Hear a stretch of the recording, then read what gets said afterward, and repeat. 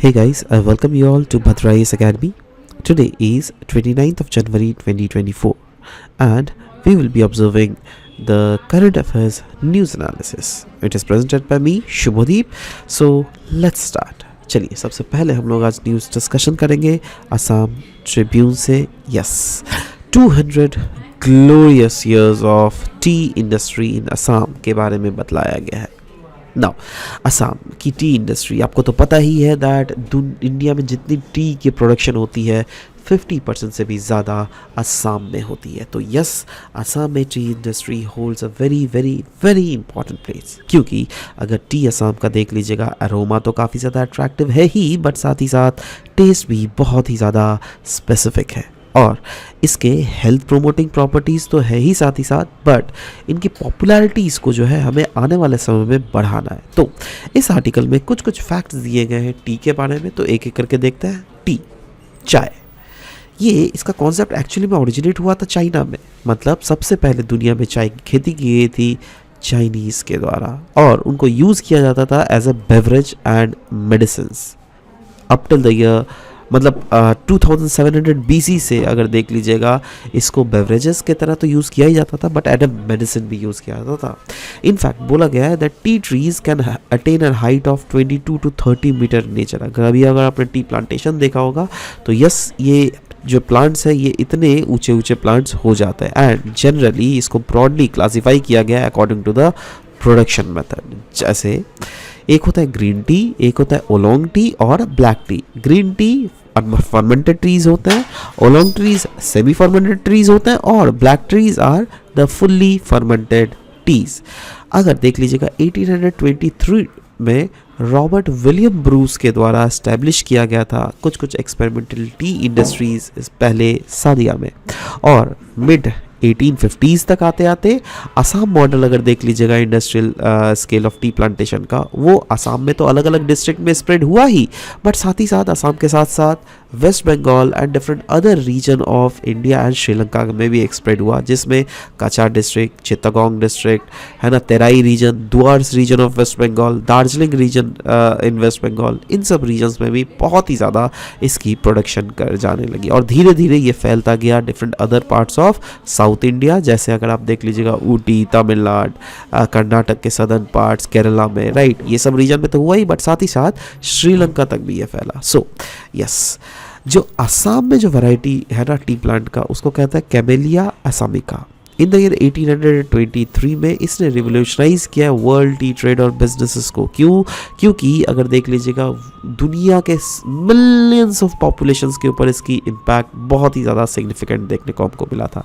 In fact 1859 में around 51 tea gardens थे असम में, जिसको ओन किया जाता था बाई कोई प्राइवेट इंडिविजुअल्स या फिर प्राइवेट फर्म्स, जिसमें 10 टी गार्डन्स थे लखीमपुर में, 15 थे शिवसागर में, 3 थे दरांग और रेस्ट जो टी गार्डन्स थे वो या तो कामरूप डिस्ट्रिक्ट में थे या फिर नौगांव डिस्ट्रिक्ट में थे.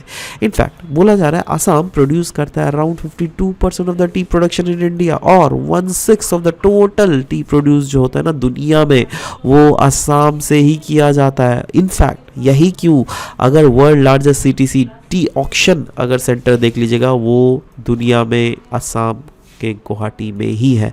In fact it is the world second largest in terms of total T auction भी, राइट. तो yes, it is important. So overall article में यही बतलाया गया था टी जो इंडस्ट्री है वो किस लिए इम्पॉर्टेंट है, क्योंकि अनडाउटेडली ये नेशनल इकोनॉमी में तो इम्पॉर्टेंट रोल प्ले करता ही है, but at the same time it tea industry also plays a very very very important role in terms of revenue employment. In fact India बोला जाता है it is the largest tea exporter, क्योंकि demand अगर देख लीजिएगा Indian T world wide बहुत ज़्यादा है. असम अर्निंग अगर देख लीजिएगा revenue of more than 5,000 crore annually from the T industry. मतलब असम की जो एनुअल रेवेन्यू अर्निंग है वो अराउंड 5,000 करोड़ रुपीज़ का है, जो कि एक बहुत बड़ा अमाउंट है. नेक्स्ट हम लोग बात करेंगे pandemic, treaty and disease x के बारे में. क्यों ये न्यूज़ में है, पहले तो ये देख लेते हैं. देखो, वर्ल्ड हेल्थ ऑर्गेनाइजेशन के director general doctor Tedros Adhanom, क्या नाम है इनका देख लीजिएगा, इन्होंने बेसिकली एम्फसाइज किया है the need of pandemic treaty, जिससे प्रिपेयर किया जाएगा potential future outbreak, particularly disease x. Disease x, ये वो डिजीज़ है जो क्या एक अननोन डिजीज़ है और इसका फ्यूचर में बोला जा रहा है पैंडमिक पोटेंशियल हो सकता है। सो यस, पैंडमिक ट्रीटी, यह एक ड्राफ्ट पैंडमिक ट्रीटी जो है ये प्रपोज किया है बाय वर्ल्ड हेल्थ ऑर्गेनाइजेशन और इसके मेंबर स्टेट्स। यह एक इंटरनेशनल एग्रीमेंट है जिसका मेन एम यही है दैट कैसे प्रिवेंट करना, प्रिपेयर करना for and responding to pandemics and global health emergency worldwide. मतलब कैसे हम लोग ऐसे पैंडमिक या ग्लोबल हेल्थ इमरजेंसीज के ट्रीटी को प्रिवेंट और प्रिपेयर करने के लिए ट्रीटी बना सकें। और इसका फोकस रहेगा on global cooperation and solidarity, जिसमें हर एक एस्पेक्ट्स को इंक्लूड किया जाएगा, जिसमें रहेगा surveillance, detection, notification, access to health technology, collaboration और अकाउंटेबिलिटी। इसका मतलब क्या? इसका मतलब यह है दैट जब ये ट्रीटी होगा यूएन और यूएन के मेंबर स्टेट, सारे मेंबर स्टेट्स इसमें करेंगे, तो सारे मेंबर स्टेट्स को एक प्रण लेना पड़ेगा दैट हम लोग अगर फ्यूचर में कोई भी इस टाइप ऑफ पैंडेमिक आ रहा है उसमें मेक श्योर करेंगे दैट उसका सर्विलियंस एक साथ मिलकर करेंगे, detection, notification and collaboration, accountability सबकी होने वाली है, राइट। तो यही है, इसी का मतलब होता है, क्योंकि पैंडेमिक देखो अभी दुनिया ग्लोबलाइज्ड वर्ल्ड है, राइट। तो एक रीजन से दूसरे रीजन में पैंडेमिक फैलने में टाइम नहीं लगेगा, राइट। सो जो कि कोविड-19 में भी तो वही हुआ ना, राइट। तो इसीलिए बोला गया था दुनिया को एक साथ मिलकर काम करना पड़ेगा। जैसे कोविड-19 के समय अगर दुनिया देखोगे बढ़ गया था, है ना, एक ब्लॉक था इंडिया का, एक ब्लॉक था चाइना का, एक ब्लॉक था यूएसए, एक ब्लॉक यूरोप, राइट। सब कोई बढ़ गए थे, राइट। बट अब देखो कहीं ना कुछ कुछ चीज़ों में तो ऑफ कोर्स एक दूसरे का हेल्प किया जा रहा था, बट यस बहुत चीज़ों में हम लोगों ने देखा दैट यस ये हेल्प नहीं किया जा रहा था, तो राइट। तो ये डेडलाइन जो था इस एग्रीमेंट का जो सेट किया गया है वो था मई 2024, राइट। नाउ ये ट्रीटी जो है कुछ कुछ प्रिंसिपल्स के ऊपर बेस्ड है और वो प्रिंसिपल्स का है ह्यूमन राइट और इक्विटी का, राइट, जिसमें it is calling for increase global cooperation, strengthening health system, investment in research and development, transparency in information sharing, and establishment of PABS. PABS stands for Pathogen Access and Benefit Sharing System. साथ ही साथ ये address करती है gender disparities in health care forces, जिसमें emphasis किया गया है that gender equality हमें प्रमोट करना पड़ेगा और हमें इक्वल पे को प्रमोट करना पड़ेगा, राइट। नाउ डिजीज एक्स के बारे में जैसे बोला गया, तो ये है क्या? ये एक हाइपोथेटिकल डिजीज़ है, लेकिन ठीक है, जो एक हाइपोथेटिकल पैथोजन या फिर कोई थ्रेट है जो क्या फ्यूचर पैंडेमिक को ट्रिगर कर सकता है। और ये टर्म जो है वो साइंटिस्ट के द्वारा कॉइन किया गया है और वर्ल्ड ऑर्गेनाइजेशन के द्वारा, जो क्या रिफर करता है एक न्यू एजेंट, एक न्यू वायरस, एक न्यू बैक्टीरियम या फिर एक न्यू फंगस का, जिसका अभी तक का कोई भी ट्रीटमेंट हमारे पास अवेलेबल नहीं है। जैसे कोविड-19 वायरस का क्या ट्रीटमेंट अवेलेबल था? नहीं ना। बाद में इस पर रिसर्चेस किए गए, उसके बाद वैक्सीन बना, राइट। बट उससे पहले तो ये सब कुछ अवेलेबल नहीं था ना। इसीलिए यहाँ पे बोला जा रहा है दैट साइंटिस्ट कहीं ना कहीं बिलीव कर रहे हैं दैट डिजीज एक्स जो है इसका it could be 20 times more deadly than the recent SARS virus, जो कि हम लोगों ने कोविड-19 के फॉर्म में देखने को मिला था। नेक्स्ट हम लोग बात करेंगे AISHE 2021-2022 which stands for all India survey on higher education, जो कि रिसेंटली मिनिस्ट्री ऑफ एजुकेशन के द्वारा रिलीज़ किया गया है, राइट। तो यस, इसको कंडक्ट किया गया है मिनिस्ट्री ऑफ एजुकेशन और इसको स्टार्ट कब किया गया था? 2010-2011 में ही किया गया था, जो कि एक all India survey of higher education जो है यह एक एनुअल वेब बेस्ड सर्वे है, जिसमें बहुत सारे पैरामीटर्स लिए जाते हैं जिससे अलग अलग डेटास को कलेक्ट किए जाता है। और वो डेटा इंक्लूड करता है टीचर्स के डेटा, स्टूडेंट्स का enrolment data, examination results, education, finance और वेरियस इंफ्रास्ट्रक्चर, जिसमें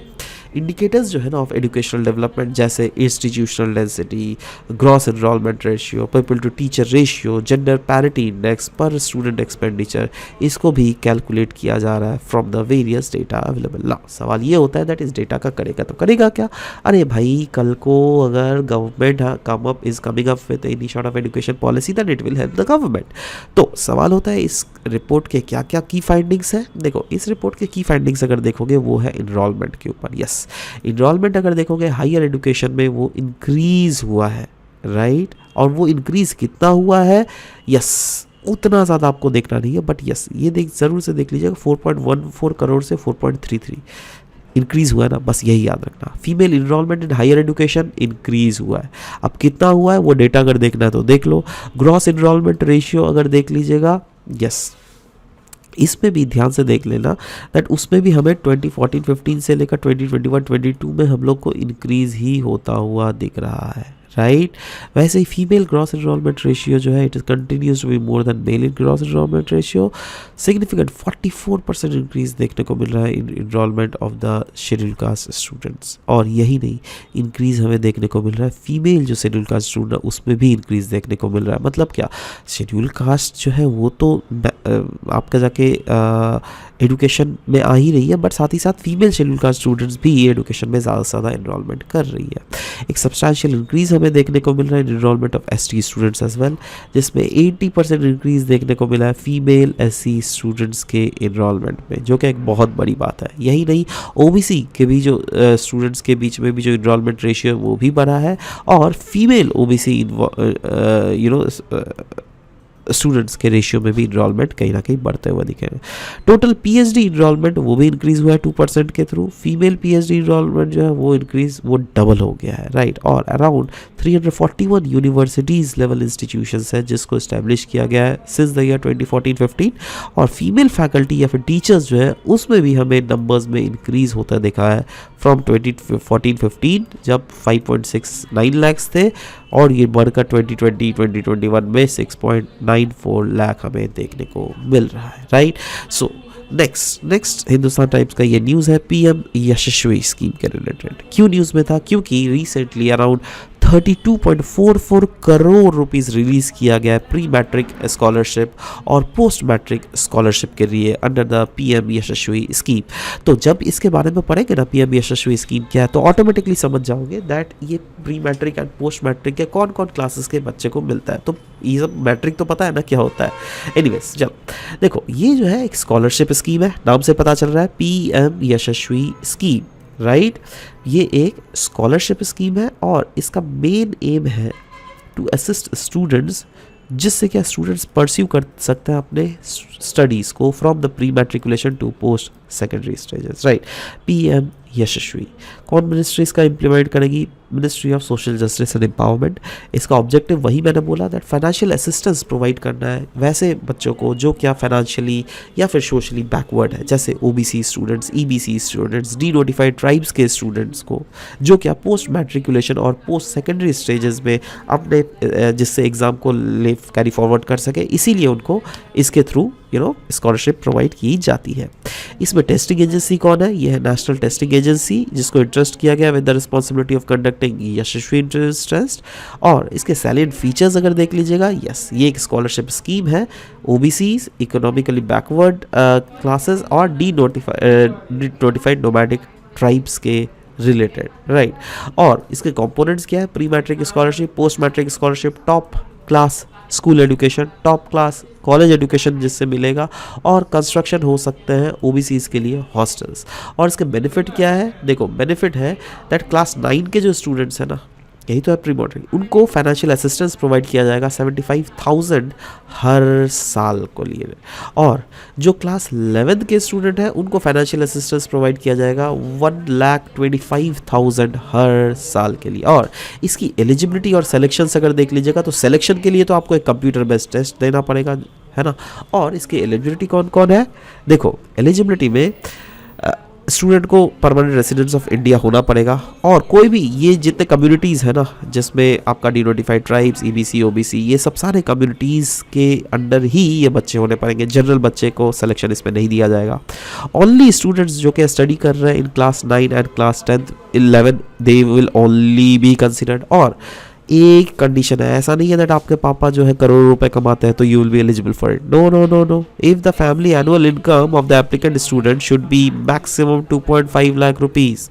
मतलब आपका फैमिली इनकम 2.5 लाख से ज़्यादा नहीं होना चाहिए, उससे ज़्यादा होने से आपको ये स्कॉलरशिप स्कीम का फ़ायदा नहीं मिलेगा, राइट। तो इसी के साथ आज का सेशन यहाँ पे समाप्त होता है। मिलता है आप सबके साथ नेक्स्ट सेशन में। Till then bye bye, take care.